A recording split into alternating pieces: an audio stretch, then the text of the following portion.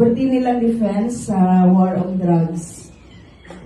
Ang mga supporters ni President Duterte, grabing depensa sa war on drugs. Okay lang ang patay, basta mga adik lang ang patay.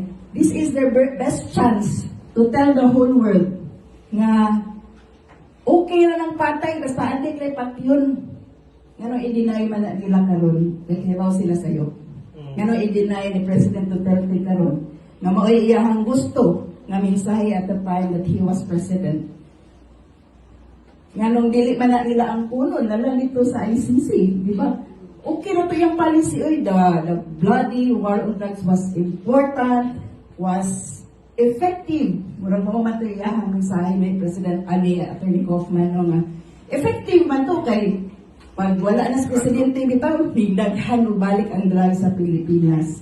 So, I challenge actually sa ilang theory, dapat ang puno nila tanan so that it will be the International Criminal Court who will ultimately say, okay na ng patay sa mga adik worldwide.